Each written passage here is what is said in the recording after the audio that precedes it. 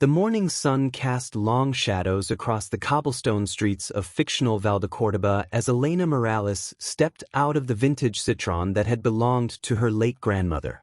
Her heart hammered against her ribs as she gazed up at the imposing Al-Mansuri estate, a magnificent fusion of Moorish and Andalusian architecture that seemed to rise from the Spanish hillside like something from a dream. The vintage watch on her wrist caught the Mediterranean sunlight, its intricate Arabic calligraphy seeming to pulse with secrets she was only beginning to understand.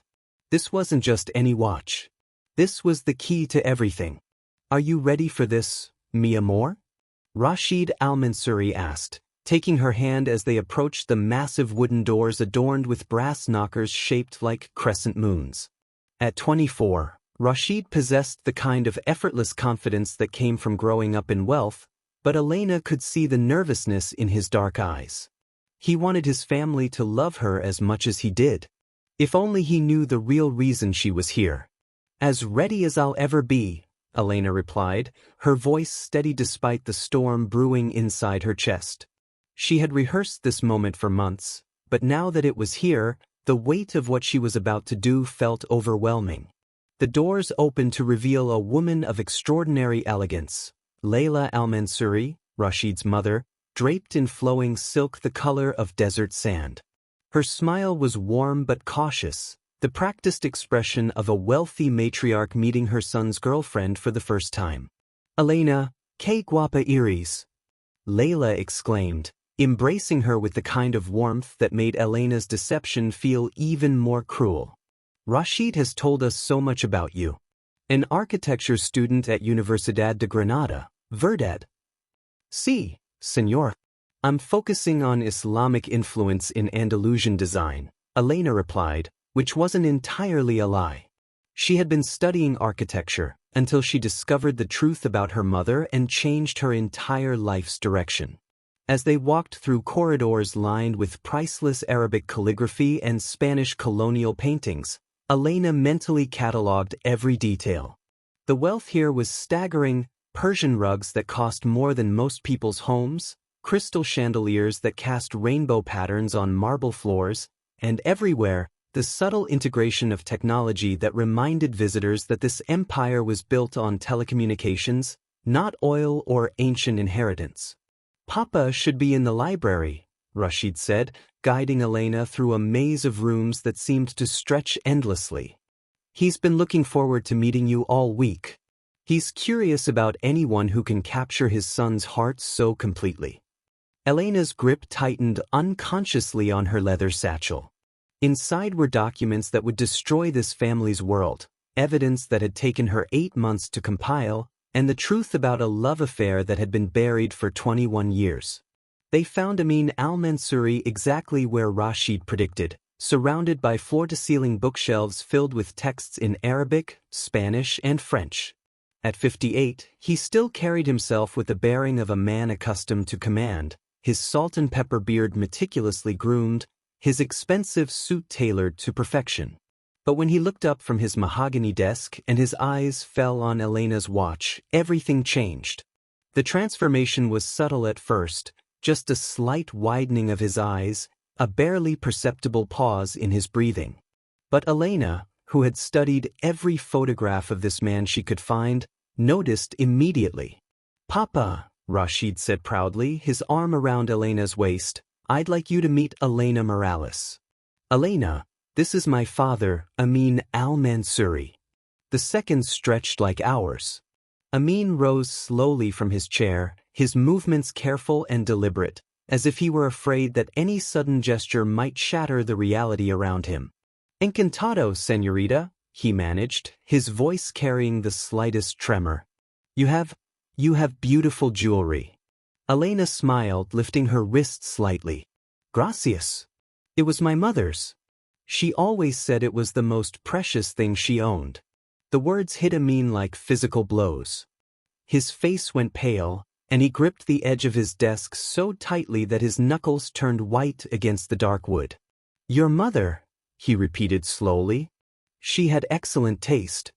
Layla entered the library at that moment, carrying a silver tray laden with mint tea and small Arabic sweets. I thought we might enjoy some refreshments while we get to know Elena better, she announced, but stopped short when she saw her husband's expression. Amin, ¿estás bien? You look like you've seen a ghost. If only she knew how accurate that assessment was. Elena decided it was time to push forward. The watch has quite a story, actually. My grandmother told me it was a gift from someone my mother loved very deeply. Someone she met while he was working on telecommunications projects across Andalusia in the early 2000s. The silver tray clattered to the floor, sending delicate tea glasses shattering across the Persian rug. The sound echoed through the library like a gunshot. "Mama!" Rashid exclaimed, rushing to help clean up the mess, but Elena's eyes never left Amin's face. She could see the recognition dawning there, the memories flooding back, the careful walls he had built around his past beginning to crumble. "I'm so sorry," Layla stammered, kneeling to collect the broken pieces. "I don't know what came over me." But Amin knew exactly what had come over him. He was staring at a ghost, not just in Elena's face, which bore an unmistakable resemblance to a woman he had tried to forget for 21 years, but in that watch. That damned, beautiful, one-of-a-kind watch he had commissioned in Damascus during the happiest months of his life. "Elena," he said quietly, his voice barely above a whisper, "might I ask, when was your mother born?" The question hung in the air like smoke. Rashid looked up from the broken glass, confusion creasing his brow. "Papa, what kind of question is that?" But Elena understood perfectly. 1979, she replied, never taking her eyes off Amin's face. She was born in Córdoba on April 15, 1979. Her name was Esperanza Morales. The name landed like an explosion in the quiet library. Amin staggered backward, his face draining of all color, while Layla rose slowly from the floor, a shard of glass still clutched in her trembling hand. "Esperanza," Amin whispered, the name escaping his lips like a prayer he thought he'd forgotten how to say. "Quién es Esperanza?"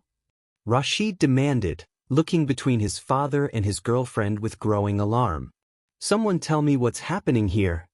Elena reached into her satchel and pulled out a photograph, a picture of a beautiful Spanish woman with long, dark hair and eyes that sparkled with intelligence and humor.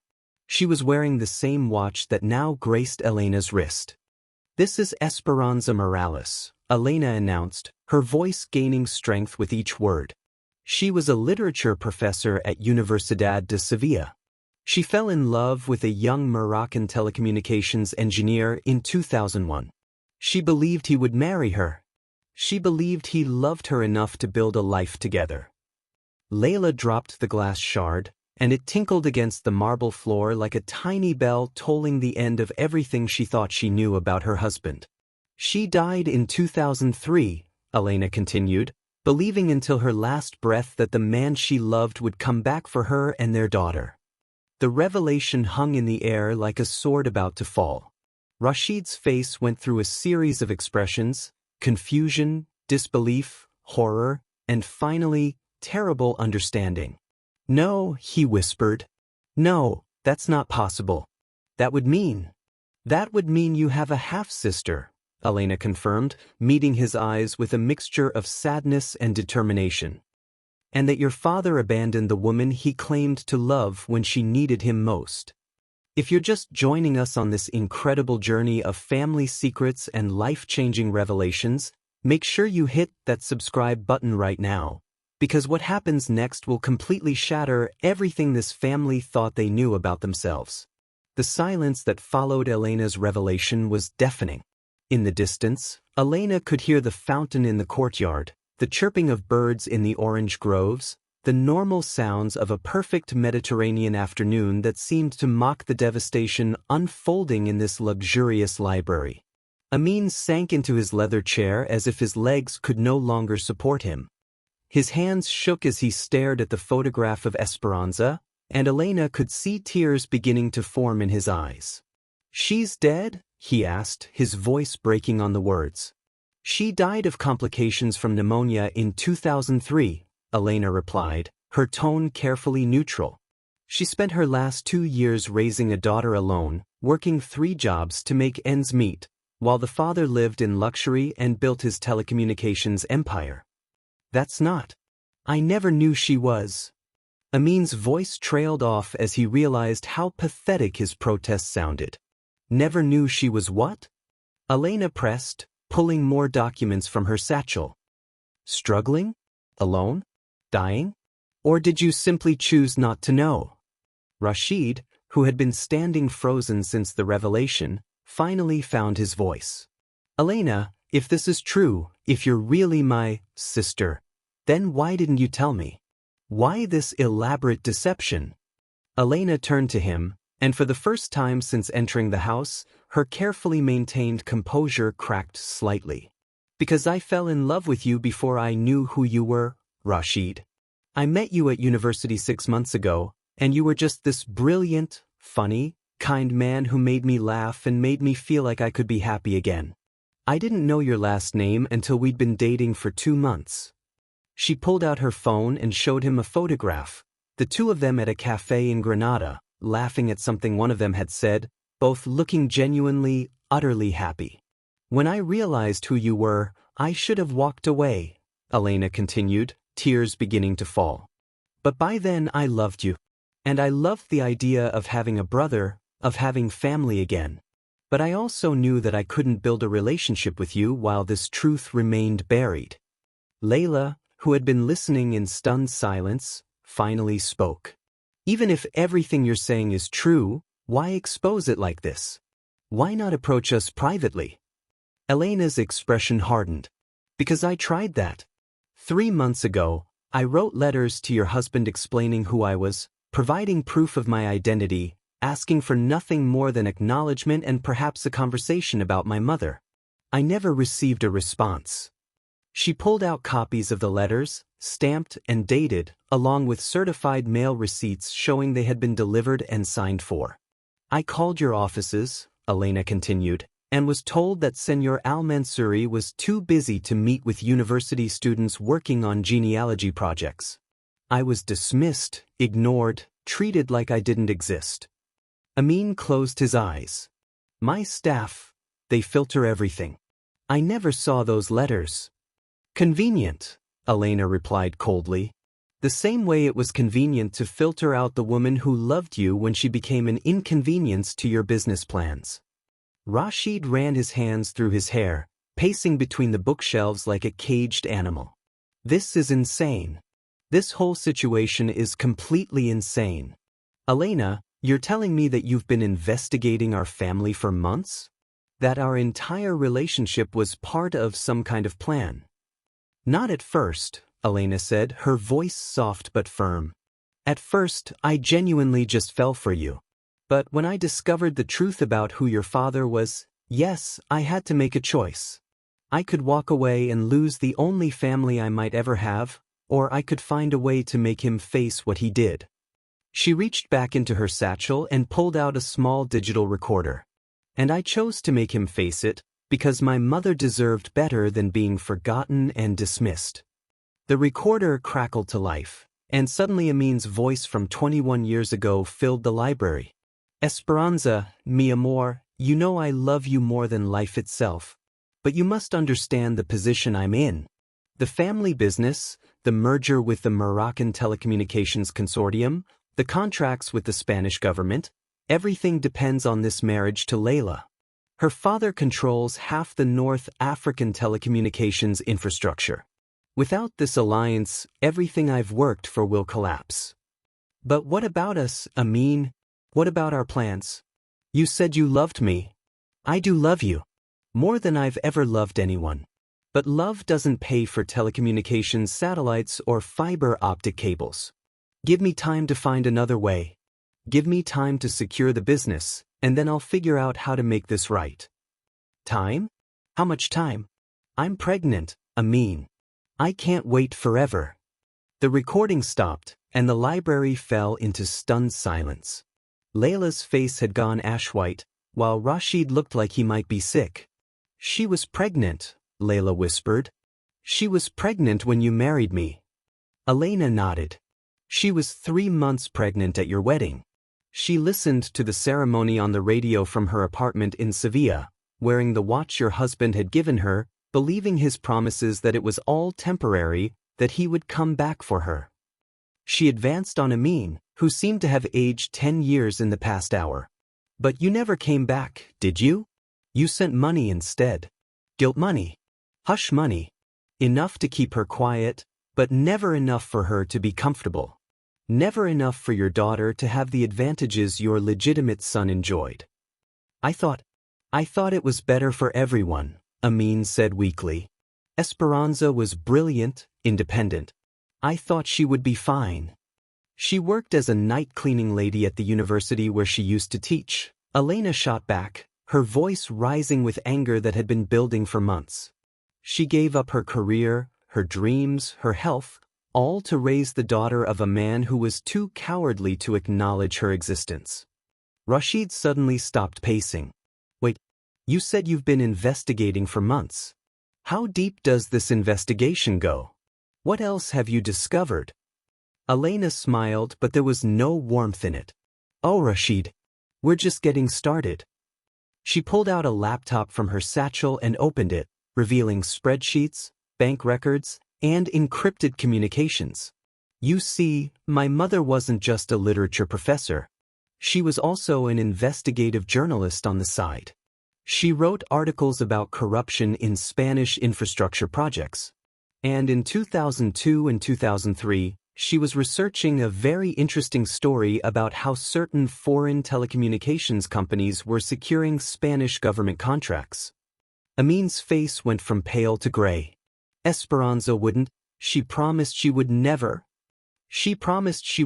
publish the story while you were together, Elena corrected. But after you abandoned her? After you chose your business empire over your family? She had no reason to protect you anymore. Elena turned the laptop screen toward them, revealing a detailed financial analysis. Between 2003 and 2015, Al-Mansouri Telecommunications received over €800 million in Spanish government contracts. The bidding process was rigged. Officials in the Ministry of Infrastructure and Transport received payments totaling €45 million in exchange for ensuring your company won contracts it wasn't qualified for. The room seemed to spin around Amin. Where did you get this information? My mother spent her last year of life documenting everything, Elena replied. She was dying, she knew she was dying, and she wanted to make sure that someday someone would hold you accountable not just for abandoning her, but for the corruption that paid for your luxury while she struggled to survive. Layla stood up abruptly. This is enough. I don't care what happened 20 years ago. I don't care about your mother or your grievances. You need to leave my house immediately. I'm afraid I can't do that, Elena said calmly, pulling out her phone. Because this conversation is being broadcast live. All three members of the Al-Mansouri family stared at her in shock. Live? Rashid repeated. What do you mean live? Elena held up her phone, where a small red light indicated an active broadcast. I mean that everything we've discussed for the past 30 minutes has been streaming to my investigative journalism channel, Verdades Ocultas, Hidden Truths. We currently have 12,000 viewers and climbing. She turned the phone around so they could see the comment feed scrolling by. OMG, this is better than any telenovela. Justice for Esperanza. This guy is disgusting, abandoned his own daughter. I knew there was corruption in the telecom industry. Someone call the authorities. Amin's own phone began buzzing frantically with notifications. His face went from gray to green as he realized the magnitude of what was happening. You can't do this, he said, reaching for Elena's phone. This will destroy everything. Not just me, but innocent people. Employees, investors, people who depend on this company for their livelihoods.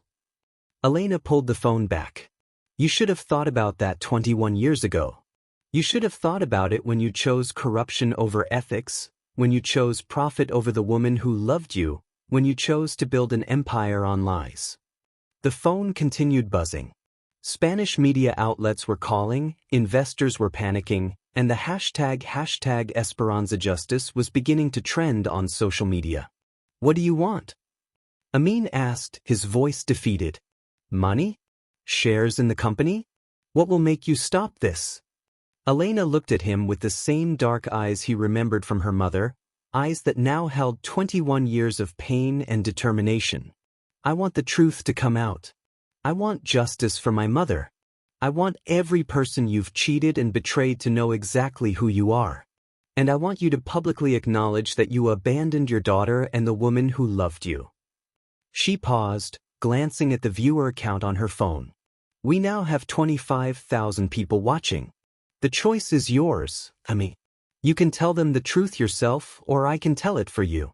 Comment below and let us know, have you ever discovered a family secret that completely changed your life? And what country are you watching from? We love hearing from our international audience. The next hour unfolded like a nightmare in slow motion. Elena had positioned multiple cameras around the library before the family's arrival, and now every angle of their devastation was being broadcast to a rapidly growing audience. Amin's phone hadn't stopped ringing. The calls were coming from everywhere: Spanish financial news networks, Moroccan business partners, government officials who had been paid to look the other way, and investors whose fortunes were tied to Al Mansouri Telecommunications. 45,000 viewers and rising, Elena announced, checking her phone. The Spanish financial markets have already reacted. Your company's stock has dropped 37% in the last hour. Rashid had stopped pacing and was now sitting on the floor, his back against one of the massive bookshelves, staring into space. My entire life is a lie, he said quietly. Everything I thought I knew about my father, about our family, about how we made our money, it's all built on corruption and abandoned women and children. Rashid mi hijo, Layla said, kneeling beside her son, whatever your father did, you are not responsible for his choices. Aren't I? Rashid looked up at her with hollow eyes. I've been living off blood money my entire life. The university education, the cars, the clothes, this house, how much of it came from bribes? How much of it was paid for by the suffering of people like Elena and her mother? Elena felt a pang of guilt watching her half-brother's world collapse. This wasn't his fault, but there was no way to expose the truth without destroying the innocent along with the guilty. Rashid, she said softly, I never wanted to hurt you. But I couldn't let this continue. There are dozens of other families who were affected by your father's corruption. Construction workers who died because of substandard materials bought with kickback money. Small telecommunications companies that went out of business because they couldn't compete with rigged contracts. My mother is just one victim among many. Amin finally answered his phone when it became clear that ignoring the calls was only making things worse. See, this is Amin Al-Mansouri. The voice on the other end was loud enough for everyone to hear. Senor Al-Mansouri, this is Isabella Rodriguez from Antena 3 Noticias. We're receiving reports of a live broadcast showing you admitting to corruption and abandoning an illegitimate daughter. Can you confirm these reports? No comment, Amin said, but his voice cracked on the words. Sir, we have video evidence of you discussing bribes to Spanish government officials. The Ministry of Infrastructure has already announced they're launching an investigation. Would you like to make a statement? Elena gestured to her phone. 67,000 viewers, Amin. You can either control this narrative or let others control it for you. Amin looked around the library, at his wife's tear-stained face, at his son's devastated expression, at the daughter he had never acknowledged and the empire he was watching crumble in real time. Put me on speaker, he told the reporter. Elena raised an eyebrow but turned up the volume on the call. This is Amin Al-Mansouri, he said, his voice growing stronger. I want to make a public statement regarding the allegations being made against me and my company. Isabella Rodriguez's excitement was audible. We're recording, Senor Al-Mansouri. Please proceed. Amin stood up slowly, straightening his shoulders. For a moment, Elena thought he might try to deny everything, to spin some elaborate lie that would minimize the damage. Instead, he surprised her. 21 years ago, I was a different man. I was young, ambitious, and in love with a brilliant Spanish woman named Esperanza Morales. She was everything I had ever wanted: intelligent, passionate, kind, beautiful. We planned to build a life together. Layla let out a small sob, but Amin continued. But I was also terrified. Terrified of disappointing my family, terrified of losing the business opportunities that marriage into the telecommunications industry would provide, terrified of being poor again.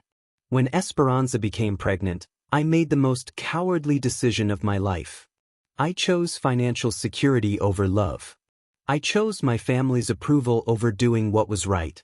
I chose to abandon the woman I loved and the child we had created together. The reporter was silent, clearly not expecting such a direct confession.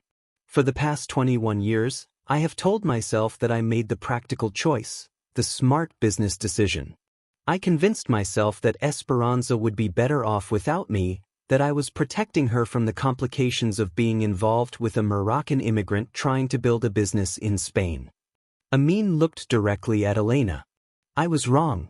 I was a coward, and my cowardice cost a remarkable woman her life and deprived an extraordinary young woman of her father.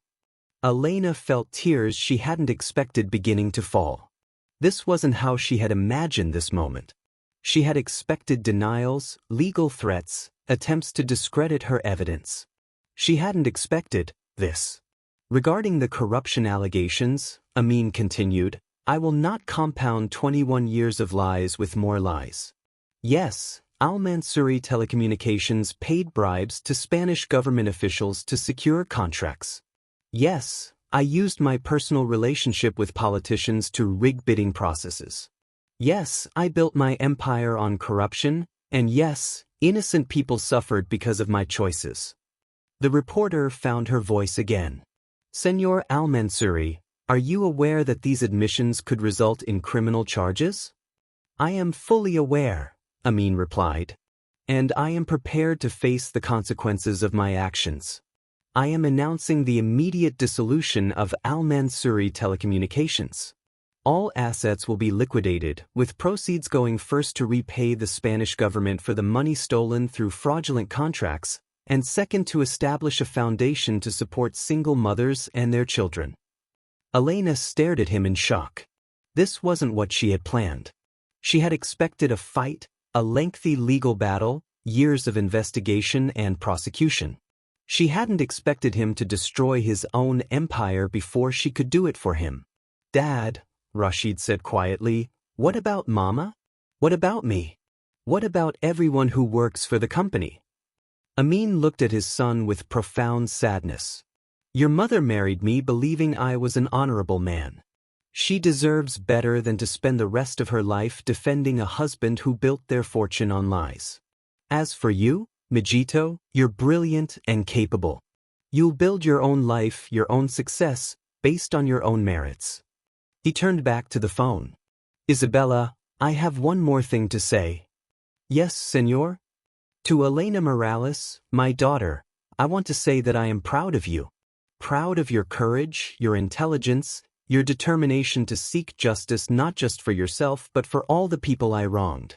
You are your mother's daughter in the best possible way. I spent 21 years trying to forget Esperanza, but seeing you, hearing you speak, watching you fight for what's right, I remember why I fell in love with her in the first place.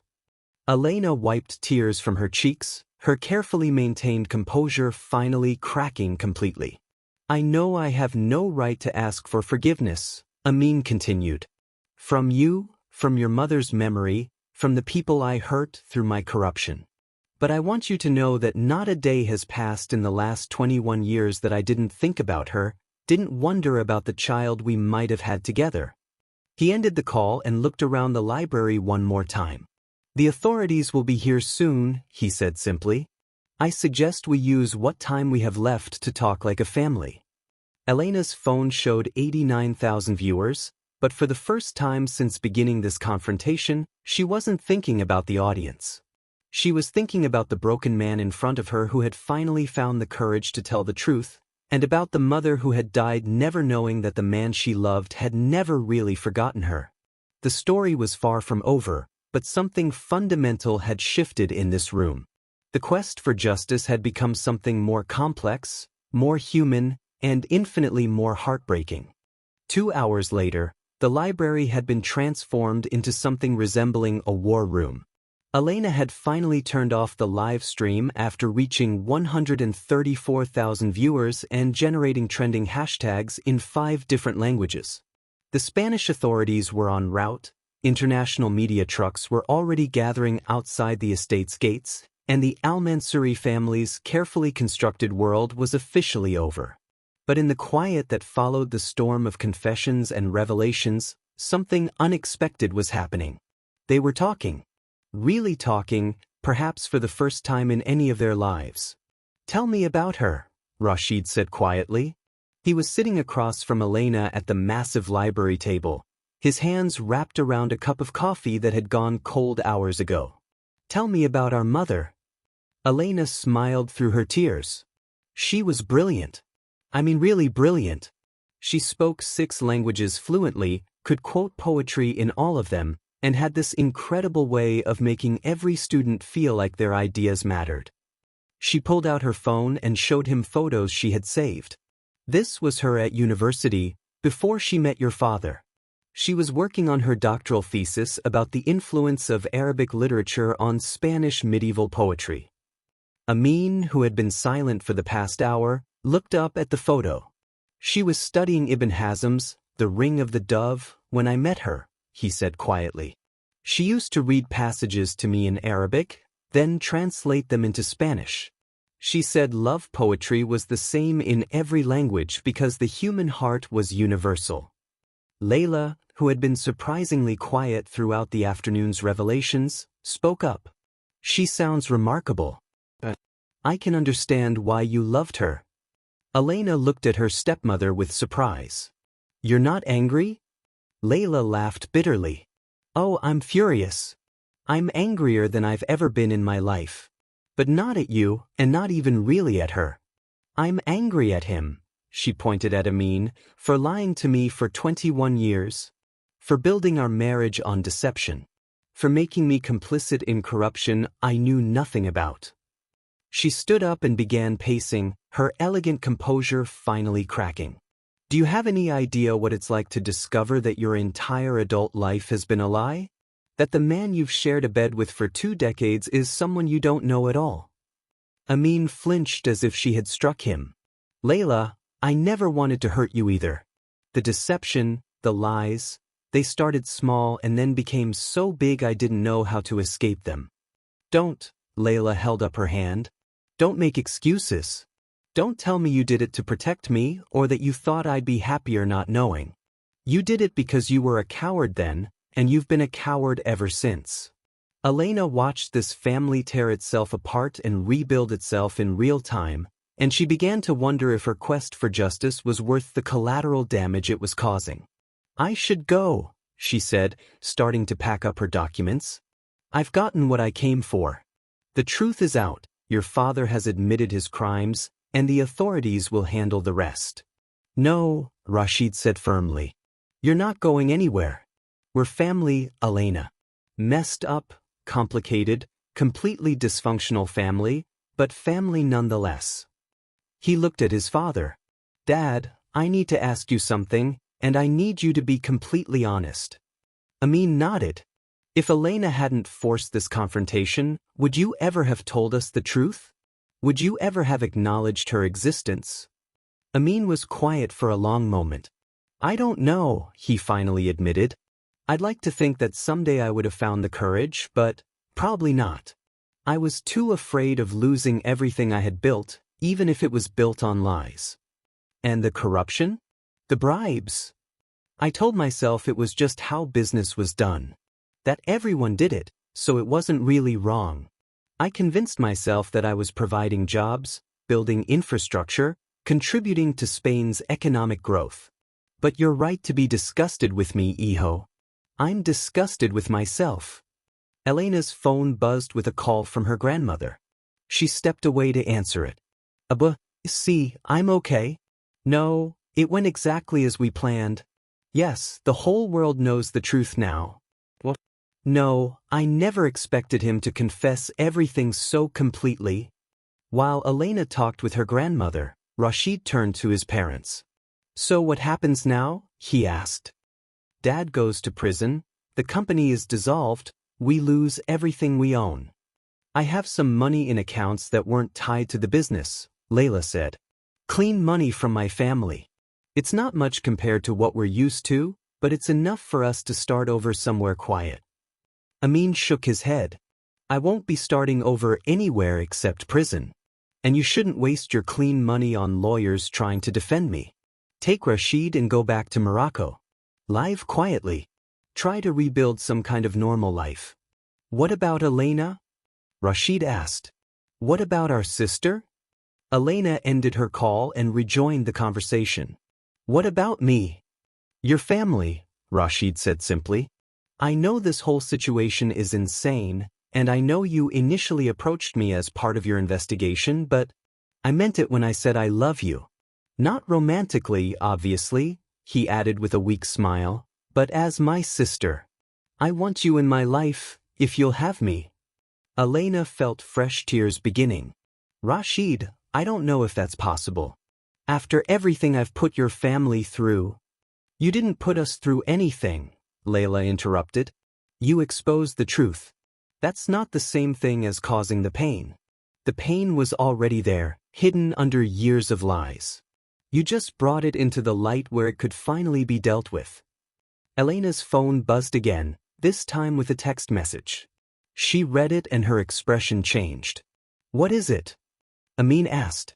It's from a prosecutor with the Spanish National Court. They want to meet with me tomorrow.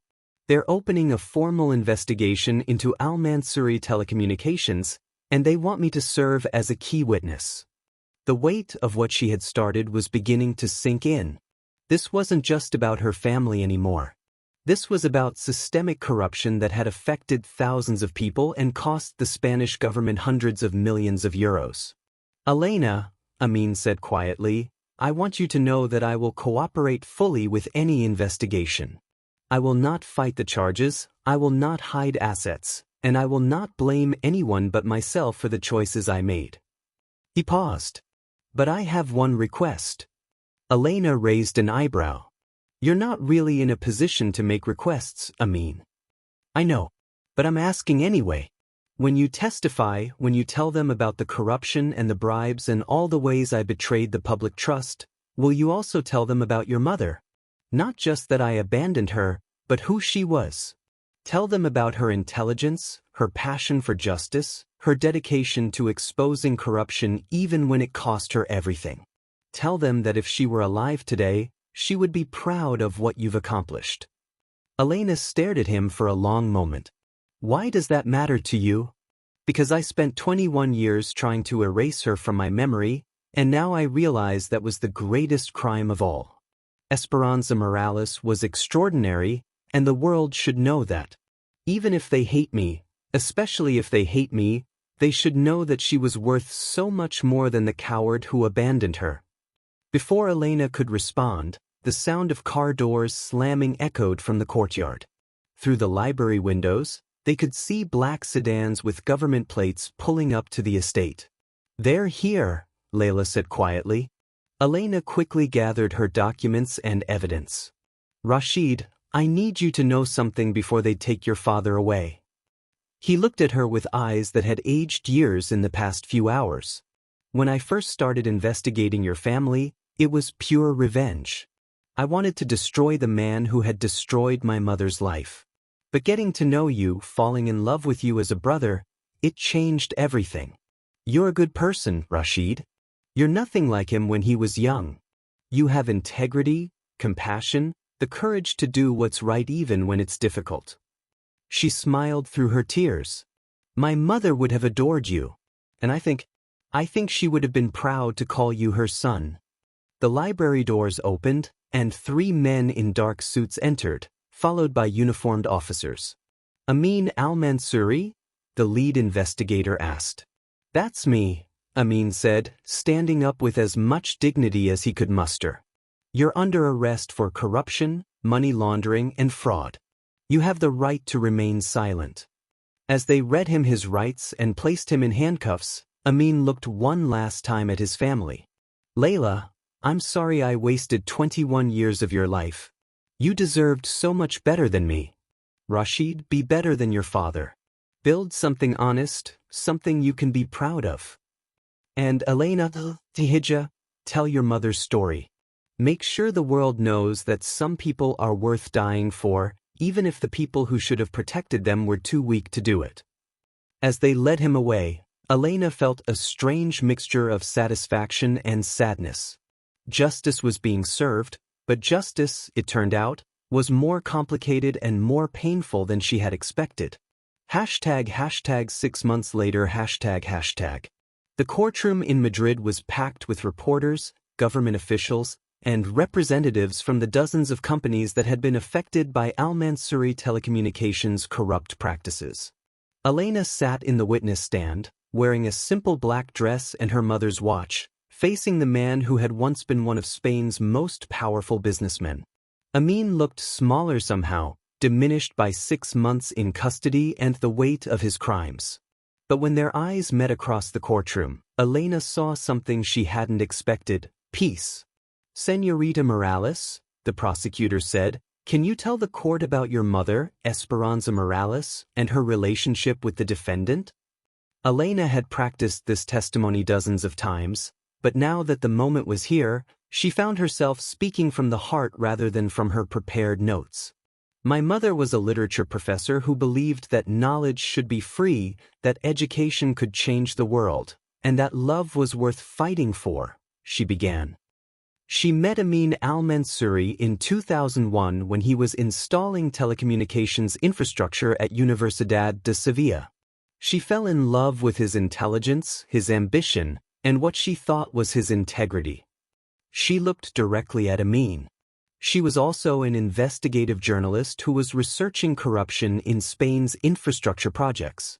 When she discovered evidence of bribery and fraud involving telecommunications contracts, she faced an impossible choice: expose the corruption and destroy the man she loved, or stay silent and betray everything she believed in. The courtroom was completely silent. She chose love. She stayed silent about the corruption to protect him. But when he abandoned her while she was pregnant, when he chose his business empire over their family, she chose truth. She spent her last year of life documenting evidence of corruption, not for revenge, but because she believed the Spanish people deserved to know how their tax money was being stolen. Elena's voice grew stronger. "My mother died believing that someday, someone would use her evidence to hold the guilty parties accountable. She died believing that truth and justice would eventually prevail, even if she didn't live to see it."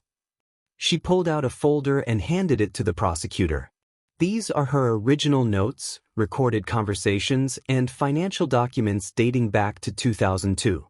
Everything the court needs to understand the scope and duration of the defendant's crimes. The prosecutor nodded. "And what would you like to see happen to Senor Al-Mansouri?"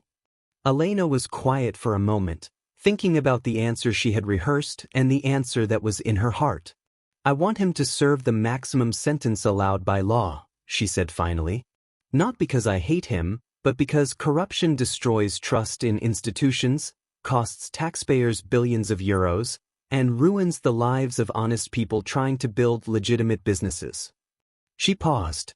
"But I also want the court to know that in the past 6 months, Amin al-Mansouri has cooperated fully with investigators. He has provided evidence that led to the prosecution of dozens of other corrupt officials. He has voluntarily surrendered all assets acquired through illegal means. And he has established a foundation to support the families affected by his crimes." Elena looked at Amin one more time. "My mother loved him once, and she was an excellent judge of character. I think there was good in him that got buried under years of fear and bad choices. His cooperation won't bring her back, and it doesn't excuse what he did. But it suggests that maybe, somewhere deep down, he still has some of the integrity she saw in him 21 years ago."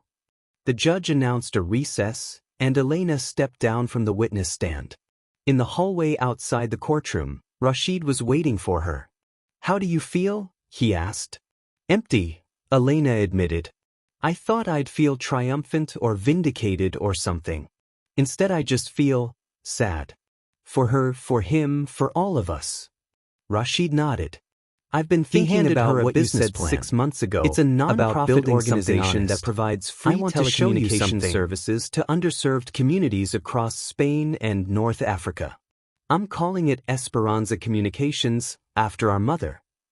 Elena's eyes filled with tears as she read through the proposal. "Rashid, this is incredible. But how are you funding it?" "I sold everything I inherited before Dad's assets were seized. The cars, the jewelry, the art collection, everything. It's not enough to fund the whole project, but it's enough to get started." He smiled. "I also have a silent partner. Someone who believes in second chances and redemption." "Who?" Before Rashid could answer, Elena heard a familiar voice behind her. "Hello, Elena." She turned to see Layla approaching, wearing simple clothes instead of her usual designer outfits, but looking more at peace than Elena had ever seen her. "Layla? What are you doing here?" "Supporting my son," Layla replied simply. "And supporting my stepdaughter." Elena stared at her. "Stepdaughter?" "Rashid told me about his business plan, and I want to help. My family in Morocco has clean money, legitimate telecommunications businesses that have never been involved in corruption. They're willing to fund Esperanza Communications as a way of honoring your mother's memory and making amends for what my husband did." Elena felt overwhelmed. "I don't understand. Why would you want to help me after everything I've done to your family?" Layla took her hands. "You didn't do anything to my family, Elena. You exposed what had already been done to it. You gave us a chance to rebuild on truth instead of lies. That's a gift, even if it doesn't feel like one yet." 3 hours later, the judge announced his verdict. Amin al-Mansouri was sentenced to 15 years in prison for corruption, fraud, and money laundering. The courtroom erupted in cheers from some spectators and protests from others. But Elena felt only quiet satisfaction. Justice had been served, not just for her mother, but for all the people who had been harmed by corruption they never even knew existed. As they left the courthouse, Elena's phone buzzed with a message. It was from a documentary filmmaker who wanted to tell Esperanza's story, from a publisher interested in Elena's book proposal, and from 3 different universities offering her graduate scholarships in investigative journalism. "Your mother's story is inspiring people," Rashid observed, reading over her shoulder. Elena smiled, touching the watch on her wrist. She always said that truth had a way of multiplying. One person tells the truth, and it gives courage to another person and another, until eventually it becomes impossible to ignore. ## 2 years later ##. The Esperanza Morales Center for Investigative Journalism was housed in a converted monastery outside Granada, its ancient stone walls now humming with modern technology and young voices passionate about exposing corruption and fighting injustice. Elena stood in the main lecture hall, addressing a group of journalism students from across Europe who had come to attend the summer intensive program. "Investigative journalism isn't about revenge," she told them, the same words she had spoken in countless interviews over the past 2 years. "It's about accountability. It's about making sure that people in positions of power remember that they serve the public, not the other way around." One student raised her hand. "But wasn't your investigation motivated by personal revenge against your father?" Elena smiled. This question came up in every interview, every lecture, every documentary appearance. "It started that way," she admitted. "I was angry, hurt, and I wanted to make him pay for what he'd done to my mother. But revenge is like a fire. It can clear away the lies and corruption, but if you're not careful, it burns everything else down too." She gestured to photos on the wall showing the projects funded by the foundation established with Amin's seized assets. "The goal isn't to destroy people. The goal is to build something better from the ashes of what was corrupt." After the lecture, Elena walked through the gardens where students were working on their own investigations. Some were looking into environmental corruption, others into political scandals, still others into corporate fraud that affected ordinary families. Her phone rang. It was Rashid. "Elena, turn on the news," he said without preamble. She found a television in the common room where several students were already gathered, watching a breaking news report. In a shocking development, former telecommunications mogul Amin al-Mansouri collapsed in his prison cell this morning and was rushed to Madrid General Hospital, the reporter announced. Sources tell us he suffered a massive heart attack and is currently in critical condition. Elena felt the world tilt around her. Despite everything that had happened, despite the pain he had caused, Amin was still her father. Still the man her mother had loved enough to die protecting. "I have to go," she told the students. 2 hours later, Elena stood outside the cardiac intensive care unit in Madrid, facing the same choice her mother had faced 23 years earlier: hold on to anger or choose forgiveness. Layla was already there, looking older and frilier than Elena remembered. "How is he?" Elena asked. "Not good," Layla replied. "The doctors say his heart is severely damaged. Too many years of stress, guilt, and regret." Rashid emerged from the hospital room, his face streaked with tears. "He's asking for you," he told Elena. "He says he has something to tell you before." Elena didn't need him to finish the sentence. The man in the hospital bed barely resembled the powerful businessman who had dominated the telecommunications industry for decades. Amin al-Mansouri looked frail, diminished, connected to machines that beeped and hummed with mechanical persistence.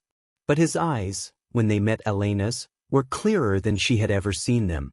"Elena," he whispered, his voice barely audible above the medical equipment. "You came." "I'm here, Papa," she said, the words slipping out before she could stop it. His eyes filled with tears. "I don't deserve that. I don't deserve to be called your father." Elena took his hand, surprised by how small it felt. "Maybe not. But you're dying, and I'm not going to let you die alone the way my mother did." Amin closed his eyes. "I have something for you. In the drawer, there's an envelope." Elena opened the bedside drawer and found a thick manila envelope with her name written on it in Amin's careful handwriting. "I've been working on this for 2 years," he said. "Ever since I was arrested. It's everything I remember about your mother. Every conversation, every moment we shared, every reason I fell in love with her. Stories about you to have it, so you'd know her brilliant insight she was Arabic poetry, even if it was only for a short time. Her kindness to students opened the envelope with literature pages and pages of handwritten memories. Amin continued weakly. "A letter I wrote to her before she died but never sent. I was too much of a coward then. But maybe it's not too late for her daughter to read it." Elena found the letter, yellowed with age, the envelope addressed to Esperanza, mi vida, mi alma. "Read it later," Amin said. "When I'm gone. Read it and know that losing her was the greatest tragedy of my life. Losing you was the greatest failure." Elena felt tears streaming down her cheeks. "Amin, No," he said firmly. "Don't forgive me. Don't make this easier for me. I made choices that destroyed lives, and I need to face death knowing the full weight of what I did." He squeezed her hand with what little strength he had left. "But know this, you are your mother's daughter in every way that matters. Your courage, your integrity, your commitment to justice, that's all, Esperanza. The world is better because you exist, Elena. I may not have earned the right to be proud of you, but I am proud. More proud than I have any right to be." Elena sat with him as the machines gradually slowed, as his breathing became more labored, as the man who had shaped her life through his absence finally prepared to leave it permanently. "Tell me about her," he whispered. "Tell me about the woman she became after I left." So Elena told him. She told him about Esperanza's struggles as a single mother, but also about her joy in raising a daughter who inherited her love of learning. She told him about the 3 jobs Esperanza worked to pay for Elena's education, about the bedtime stories that always featured brave princesses who saved themselves, about the gentle way she had explained that sometimes people we love make choices we don't understand. "She never spoke badly of you," Elena said softly. "Even when we had nothing, even when she was dying, she never told me you were a bad man. She said you were a man who got lost, and that someday I might understand how easy it is to lose your way when you're afraid." Amin's breathing grew shallower. Was she happy? Sometimes. Elena thought about her mother's smile when she read poetry, her excitement when Elena won academic awards, her contentment during their quiet evenings together. Yes, Elena said truthfully. She was happy. Not always, not constantly, but she found joy in small things. In books, in teaching, in watching me grow up. She made a good life, Papa. She made a life that mattered. Amin smiled, and for a moment Elena could see the young man her mother had fallen in love with. "Thank you," he whispered, "for coming, for telling me about her, for being exactly the daughter she deserved." He died 20 minutes later, with Elena holding his hand and Layla and Rashid standing beside his bed. His last words were, "Esperanza, mi amor, I'm coming home." #epilogue.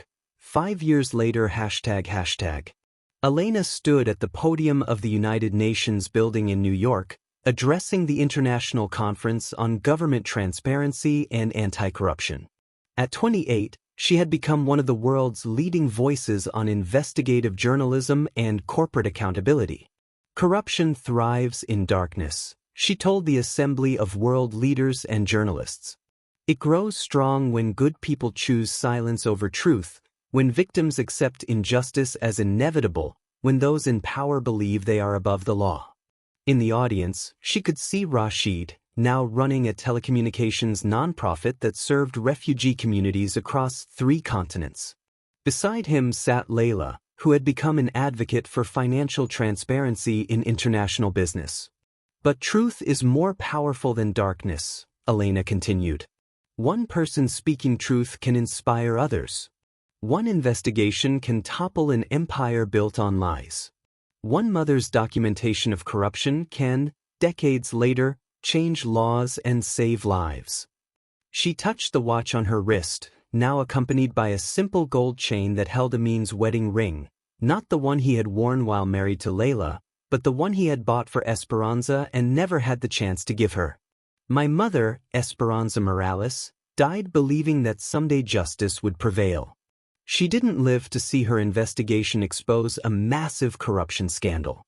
She didn't live to see the laws that were changed as a result of her work.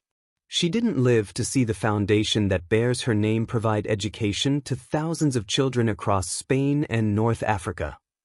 Elena's voice grew stronger. "But her story proves that individual actions matter. That one person's courage to document the truth, even when it seems hopeless, can create ripples that spread across decades and continents." The applause was thunderous, but Elena was thinking about a small apartment in Córdoba where a young woman had once sat up late into the night, recording conversations and documenting financial irregularities, believing that someday, somehow, justice would find a way. After the speech, Elena found a quiet corner to call her grandmother, now 89 and still living in the house where Elena had grown up. "Abuela, I gave the speech about Mama today. Why que tal mi nieta? Did you make her proud?" Elena looked out at the New York skyline, thinking about the documentary that would air next month, the book that had become an international bestseller, the dozens of corruption investigations that had been inspired by Esperanza's story. "I think so, Abuela. I think I finally kept my promise to her." "Que promesa?" Elena smiled, remembering a conversation from years ago, when she was 7 years old and asking why her mother had to work so many jobs. "I promised her that someday, everyone would know how extraordinary she was." That night, in her hotel room, Elena opened her laptop to answer emails from journalism students, corruption investigators, and families of whistleblowers around the world. Each message reminded her that Esperanza's story had become something larger than personal revenge or family secrets. It had become proof that truth, no matter how long buried, eventually finds its way to the light. and that sometimes the greatest legacy we can leave is not wealth or power, but the courage to document injustice and trust that someday someone will be brave enough to act on what we've recorded. Elena wrote her responses by the light of her mother's watch, its gentle ticking a reminder that time moves forward, that wounds can heal, and that love, real love, survives even the greatest betrayals. The Esperanza Morales Foundation has now helped over 15,000 families across Spain, Morocco, and refugee communities throughout Europe. Elena's investigative journalism program has trained over 200 journalists who have gone on to expose corruption in dozens of countries. And in a quiet cemetery in Córdoba, a simple headstone reads, Esperanza Morales, 1979 to 2003. Beloved mother, brilliant teacher, seeker of truth. Her story lives on. What did you think of this journey from revenge to redemption? Have you ever discovered a family secret that changed your entire worldview? Drop a comment below and let us know where you're watching from. We love hearing how these stories of truth and justice resonate with people around the world. And if this story moved you, make sure to subscribe for more incredible tales of ordinary people doing extraordinary things in the name of justice. Because sometimes the most powerful weapon against corruption isn't money or influence. It's one person willing to tell the truth, no matter the cost.